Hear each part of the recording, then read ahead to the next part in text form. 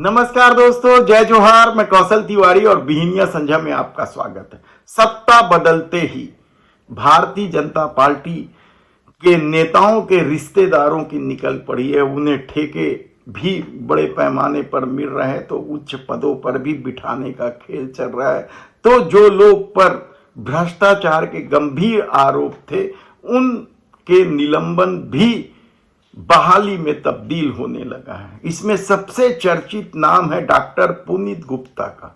यह बताने की जरूरत नहीं है कि वे डॉक्टर रमन सिंह के कितने करीबी रिश्तेदार हैं और उन पर किस किस तरह के गंभीर आरोप लगे थे। डीकेएस हॉस्पिटल के वे प्रभारी रहे हैं, यानी सब कुछ उन्हीं के जिम्मे था। वहां निर्माण से लेकर दुकान आवंटन तक कई तरह के उन पर गंभीर आरोप लगे थे और गोल बाजार थाने में उनके खिलाफ प्राथमिकी भी दर्ज हुई थी।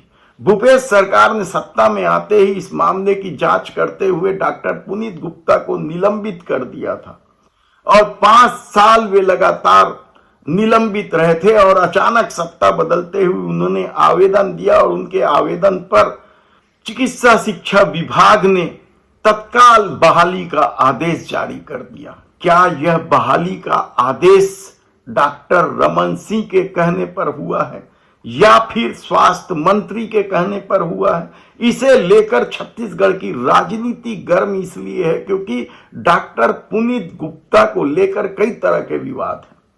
चर्चा पारिवारिक रूप से और भी बहुत कुछ है, उस पर हम फिर कभी विस्तार से चर्चा करेंगे। लेकिन उनकी बहाली को लेकर जिस तरीके से राजनीति गर्म है और जिस आनंद फानन में उनकी बहाली की गई है, उसे लेकर प्रदेश सरकार निशाने पर है।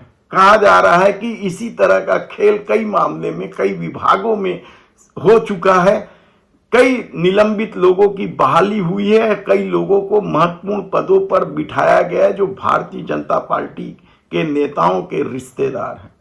कहा तो यहां तक जा रहा है कि डीकेएस फिर डॉक्टर पुनीत गुप्ता को सौंप दिया जाएगा। हालांकि जो पारिवारिक कला है उसे लेकर इस पर संशय है जरूर, लेकिन जिस तरीके से आनंद फानन में पुनीत गुप्ता की बहाली की गई है उसे लेकर कई तरह के सवाल उठ रहे हैं। और कहा जा रहा है कि भारतीय जनता पार्टी के अंदरूनी राजनीति भी एक बड़ी वजह है और डॉक्टर रमन सिंह से जिनकी नहीं पटती है, उन लोगों ने यह पूरा खेल डॉक्टर रमन सिंह को बदनाम करने के लिए किया गया है, क्योंकि डॉक्टर रमन सिंह इन दिनों पुनीत गुप्ता से दूरी बना चुके हैं।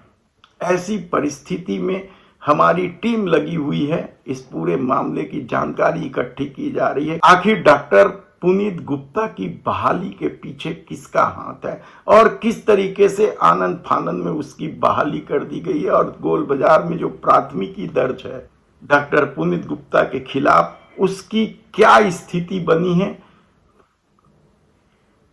धन्यवाद।